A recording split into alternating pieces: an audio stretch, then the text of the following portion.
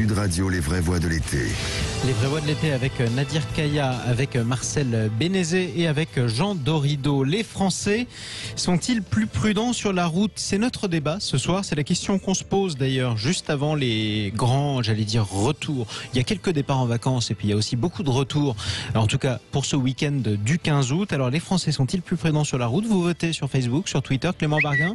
Eh bien, c'est non pour nos auditeurs. 68% sur Facebook, 60% sur Twitter. Les Français ne sont pas plus prudents sur les routes. Et un commentaire de Kate qui nous dit: comme pour tout, la majorité est prudente, les autres ne respectent rien ni personne. C'est une minorité qui s'estime au-dessus des lois. Tant qu'on ne remettra pas un peu plus de police physique sur les routes, un peu moins de laxisme chez nos magistrats, l'insécurité prospérera. Bon, on va voir Sud ça. Radio, les vraies voix. Le débat est ouvert. On va voir ça, je le disais, avec nos deux invités. Bonjour Éric de Comont. Bonjour. Et bienvenue Bonjour sur Sud Radio. Vous êtes avocat, président de l'association des avocats de l'automobile. Nous sommes également avec Emmanuel Renard. Bonsoir à vous.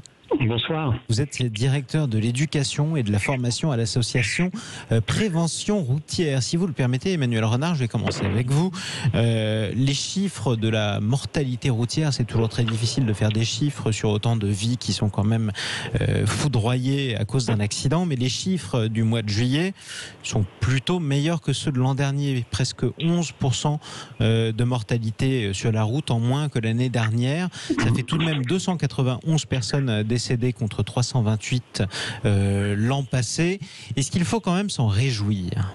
Oui, alors bien sûr, quand on a moins de tués sur les routes, il faut évidemment s'en réjouir et déplorer malheureusement tous les tués qui restent. Après, il faut relativiser ce chiffre parce que du fait du Covid, on a quand même moins de trafic ce mois de juillet 2020 par rapport au mois de juillet 2019. Donc on ne peut pas dire qu'on ait vraiment une amélioration. Alors après, pour répondre globalement à la réponse, les Français sont-ils plus prudents de manière globale? Pour nous, la réponse est oui. Quand on regarde quand même les chiffres depuis une dizaine d'années, voire depuis une vingtaine d'années, il faut savoir qu'on a en 20 ans, on a baissé la mortalité sur les routes de moins 60%. Donc c'est quand même énorme. Donc on peut dire que globalement, les Français sont plus prudents. C'est pas lié que au comportement, c'est aussi lié aux infrastructures, aux véhicules qui se sont améliorés.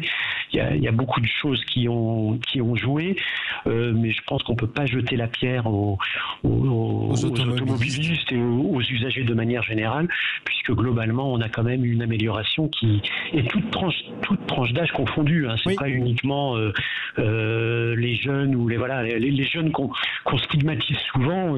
Il y a eu une très grande amélioration. Dans leur tranche d'âge également. On verra avec vous du coup quels sont les domaines de la conduite, parce qu'il y a plein d'erreurs possibles. Eh bien, quels sont les domaines de la conduite sur lesquels en général les Français ont fait beaucoup de progrès concrètement? Éric de Comont, mortalité en baisse, effectivement moins d'automobilistes aussi sur la route, ça c'est un fait. Comment les Français se sont adaptés au confinement, à la sortie du confinement sur la route? Alors manifestement, déjà pendant le confinement, évidemment, la circulation a chuté énormément.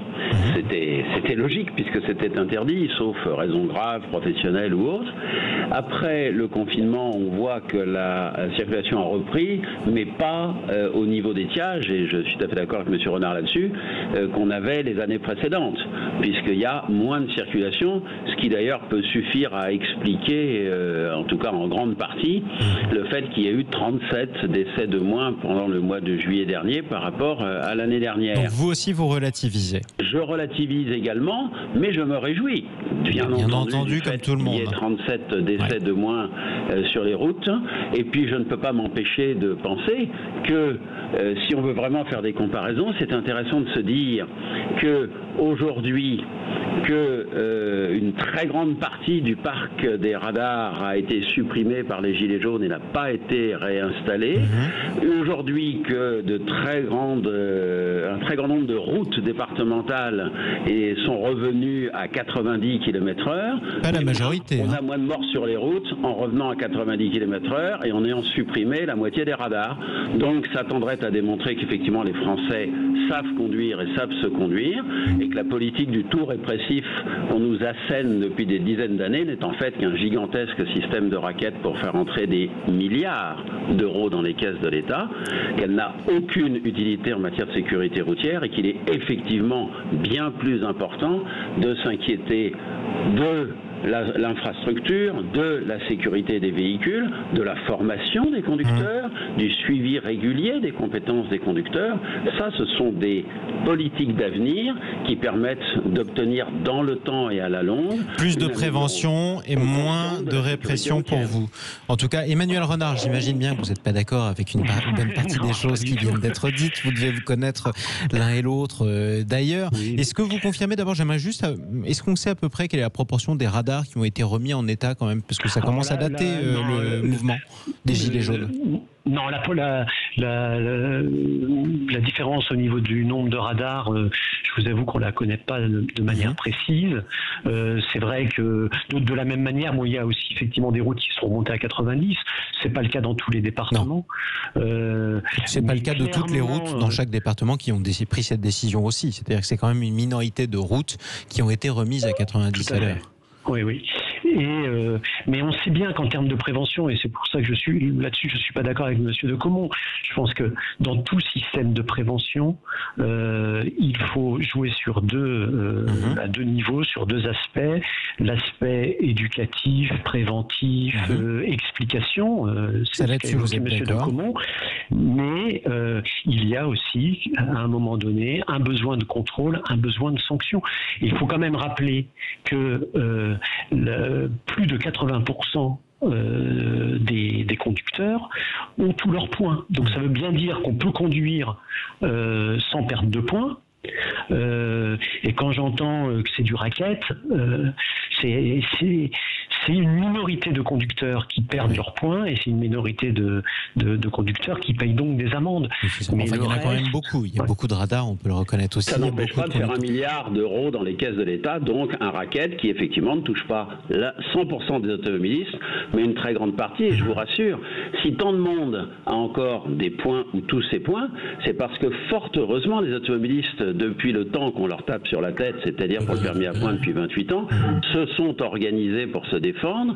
Et à l'heure actuelle, un automobiliste qui connaît bien ses droits, qui connaît bien la façon de se défendre et qui a consulté un avocat, ne serait-ce qu'à titre préventif, il a 90 chances sur 100 de ne perdre aucun point, même s'il n'a pas l'intention de rouler à 80 km/h dans, par exemple, les départements auxquels on a réussi à faire suffisamment peur au président des conseils départementaux en leur annonçant des mensonges sur le fait qu'ils ne pouvaient pas remettre le 90 n'importe comment alors qu'ils ont le droit de le faire comme ils veulent et qui, par exemple, si les automobilistes roulent à 90 km/h comme leurs coreligionnaires des départements adjacents, ils vont pouvoir garder leurs points du moment qu'ils connaissent un tant soit peu la loi et nous, les avocats, sommes là pour, dans le strict respect de la légalité, bien entendu, leur permettre de se prémunir contre, effectivement, cette répression qui ne sert rigoureusement à rien. Encore une fois, moins de radars, remontons à plus de 90 km/h sur une partie au moins, mais de toute façon c'est mieux que 80 partout,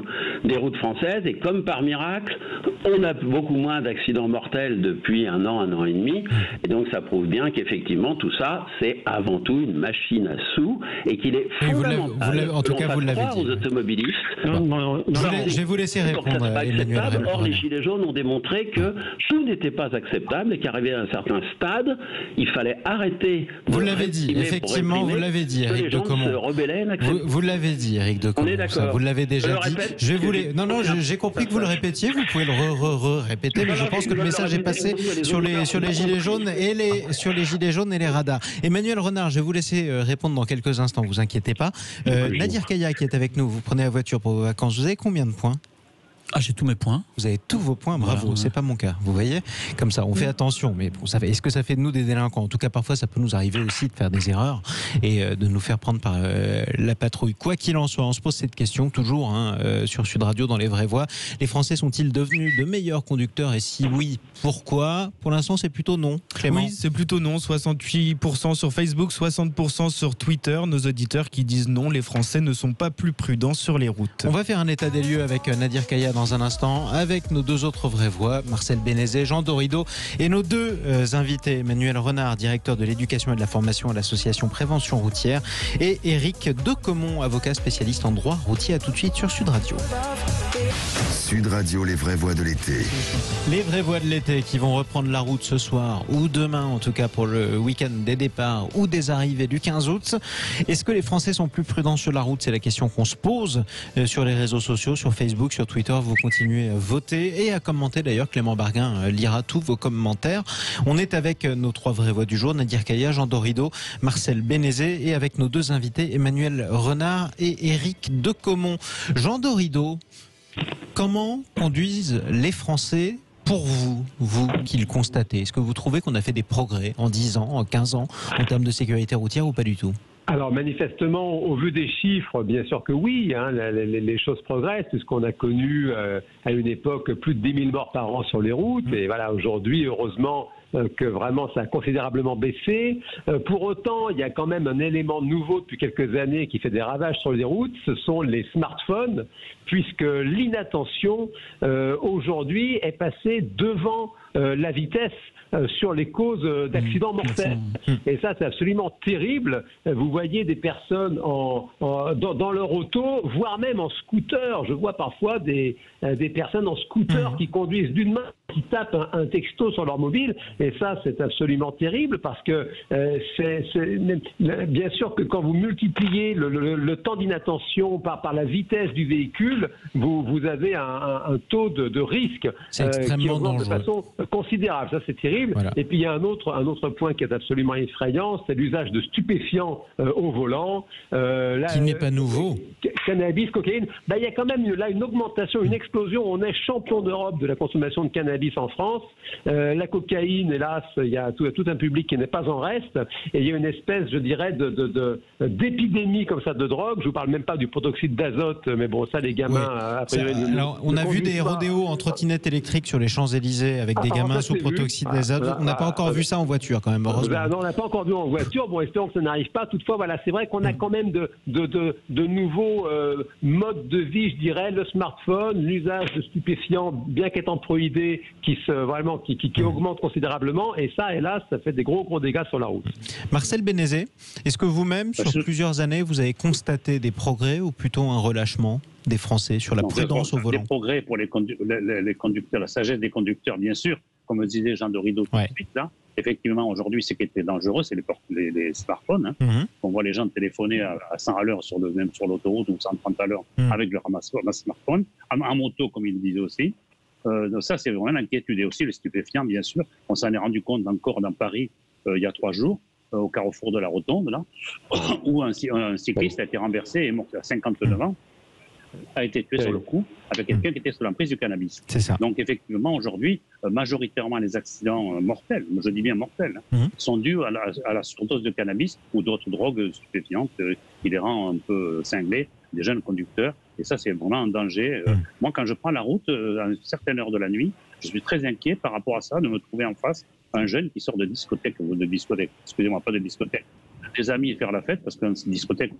C'est plus possible depuis 3 mois, oui. C'est pas possible depuis longtemps, mais non, mais même en général, c'est interdit. Les stupéfiants, ils sont interdits, et c'est très surveillé. Mais qui sortent de soirées débridées dans des endroits, des meublés touristiques, et sans contrôle, sans rien, et ça m'inquiète. Et ça vous êtes assez inquiet parce que oui. Vous êtes inquiet quand vous prenez la route la nuit parce que vous avez peur de tomber sur des conducteurs qui sont en état d'ivresse ou alors sous l'emprise de stupéfiants. Emmanuel Renard. Et qui téléphone aussi. Et qui téléphone aussi. Et oui, alors ça, histoire de cocher toutes les cases pour prendre le plus de risques possible. Là, on s'approche de la roulette russe quand même. Emmanuel Renard, vous êtes avec nous, directeur de l'éducation et de la formation à l'association Prévention Routière. La perte d'attention qui passe devant la vitesse, vous l'expliquez comment sur plusieurs années? C'est que les radars ont produit leurs effets dans la mesure où on fait quand même attention aux grands excès de vitesse, ou alors c'est vraiment qu'on est beaucoup moins attentif qu'avant? Oui, alors attention quand même, parce que les accidents, c'est souvent multifactoriel. Enfin, c'est même la plupart du temps multifactoriel. Donc c'est de la vitesse qui parfois est associée à de l'alcool, qui peut être associée à l'usage du téléphone. Donc c'est quand même un petit peu difficile de classer les facteurs d'accident. Bon, maintenant, c'est vrai que l'utilisation du smartphone, du fait de son développement, tout simplement, hein, le fait que tout le monde aujourd'hui a un smartphone, fait que forcément ça émerge dans les facteurs d'accident. Et ça prend de plus en plus de place. Et ça prend de plus en plus de place. Alors, il y a des kits main libre qui permettent d'utiliser, enfin qui sont autorisés, qui permettent d'utiliser le téléphone en voiture. Reste que même avec l'usage d'un kit main libre, on est moins attentif sur la route, puisque. Mais c'est la dernière chose qui est légale quand même, malgré tout. Mais c'est légal, oui. Comment on explique d'ailleurs le fait qu'on ait le droit d'avoir un kit main libre qui est fixé sur le pare-brise? Corrigez-moi si je me trompe, donc un kit main libre complet, et qu'en même temps on n'ait pas le droit d'avoir des écouteurs dans les oreilles? On n'a pas le droit d'avoir des écouteurs dans les oreilles parce qu'à partir du moment où vous avez des écouteurs, vous ne percevez plus les sons extérieurs. On perçoit pas le klaxon à l'arrivée d'un. Exactement, ou l'arrivée d'une moto, par exemple. C'est des engins qui sont déjà peu visibles de la part des automobilistes, du fait de leur petite taille, qui peuvent facilement se trouver dans les angles morts. Tout à fait. Donc ou y rester aussi. Il y en a qui aiment ça. On peut le constater aussi quand on est au volant en ville. C'est-à-dire que l'automobiliste n'est pas toujours celui qui est irresponsable. Ça arrive aussi beaucoup avec les deux roues. Bien sûr. Bien sûr, et donc les oreillettes ne favorisent pas le fait de bien percevoir tous ces dangers. Ça, c'est la raison en tout cas. Éric de Caumont, j'aimerais, avec l'avocat que vous êtes, un petit rappel à la loi, si vous le permettez. Bien sûr. Si j'ai un accident et que je suis sous l'emprise de stupéfiants, même si j'avais l'impression d'être en pleine possession de mes moyens, qu'est-ce que je risque ? Vous risquez très cher, parce que déjà le fait de conduire sans aucun accident, sous l'emprise de stupéfiants, vous encourez une suspension de votre permis, voire une annulation jusqu'à 3 ans, une peine d'amende qui peut monter jusqu'à 4 500 €. Elle est appliquée ou pas celle-là, en général? Parce qu'un certain nombre d'amendes ne le sont pas. J'ai pas entendu la question, excusez-moi. Et cette peine d'amende jusqu'à 4 500 €, est-ce qu'elle est appliquée dans ces termes en général ou pas? C'est le juge qui décide. Oui, si le juge décide de votre expérience. 300 €, il met 300. S'il veut mettre 4 000 €. Et dans votre expérience d'avocat? C'est en général plus près de 500 000. Vous savez, normalement, c'est la loi qui le prévoit et ça choque beaucoup de gens qui ne sont pas au courant. L'amende doit être proportionnelle à vos revenus.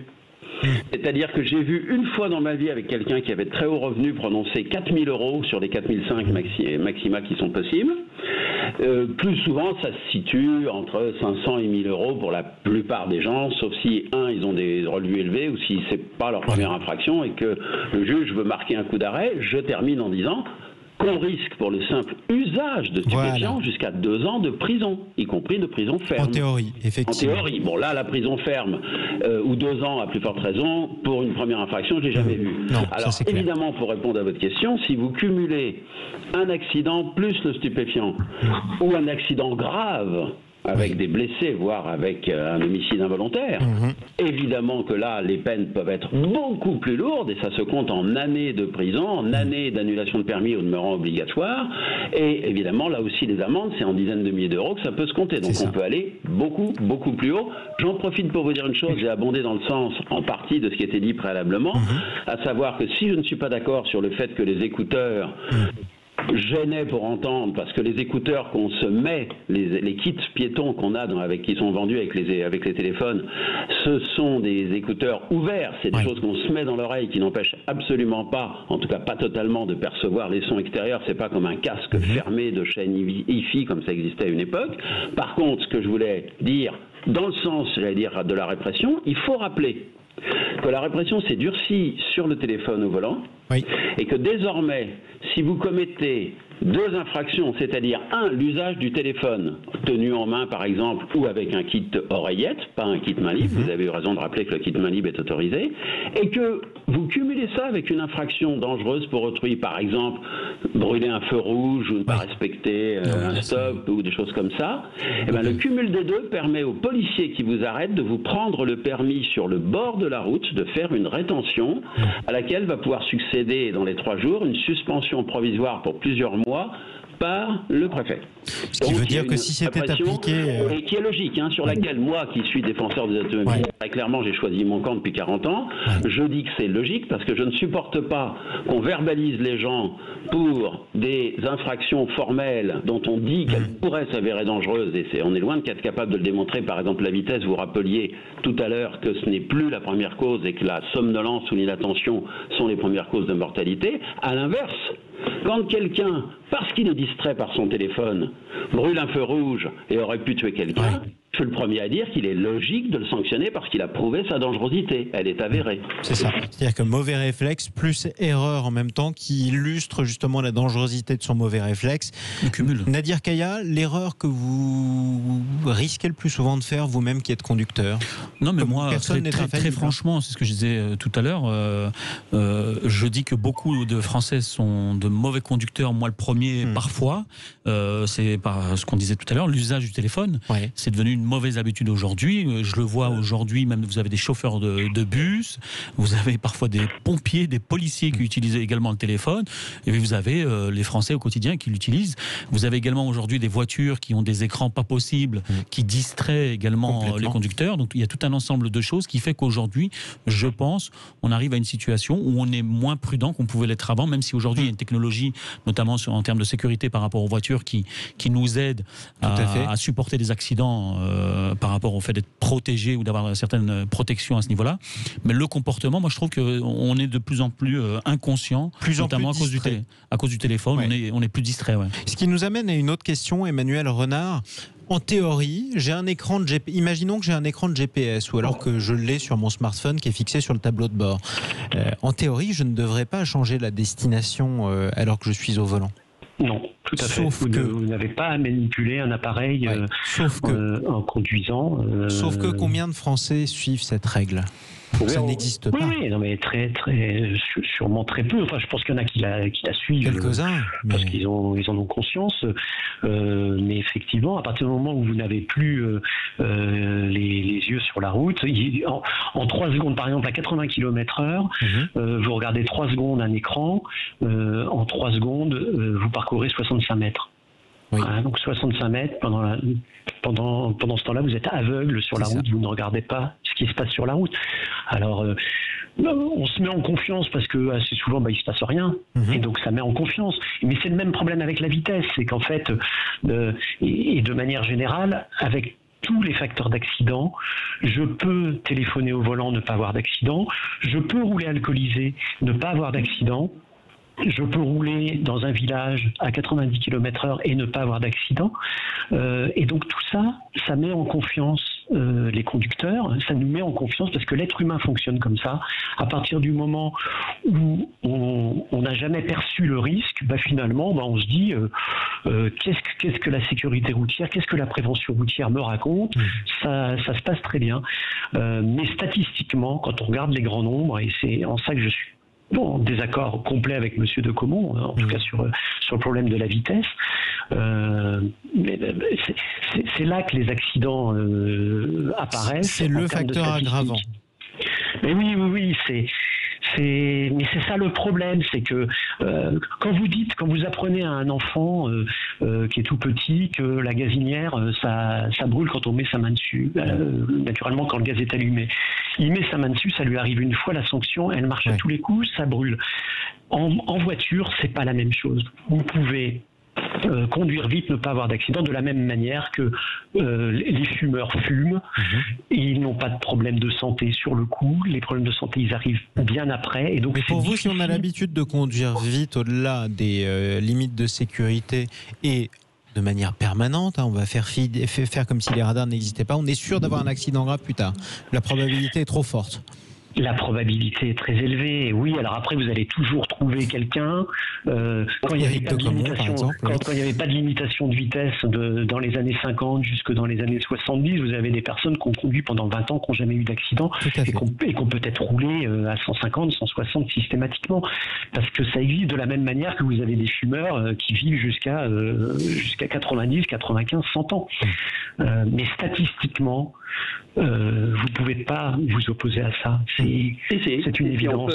On peut s'y opposer sans aucun problème. Il suffit d'aller regarder ce qui se passe en Allemagne, où ils n'ont jamais eu la limitation de vitesse généralisée sur autoroute qu'on a en France et où ils ont de meilleurs résultats que nous. En Allemagne, c'est sur certains tronçons. Ah, c'est sur 45 ans et des dizaines de millions d'automobilistes qu'on a fait des statistiques. Donc, c'est pas un hasard de quelqu'un qui est passé au travers. Non, on n'a pas les mêmes statistiques. Éric de Comont, et vous allez répondre avec vos propres statistiques, Emmanuel Renard, dans un instant. Statistiquement, effectivement, on se rend compte que la vitesse sur autoroute ne tue pas. Ça n'a jamais été d'ailleurs la première cause d'accident sur autoroute.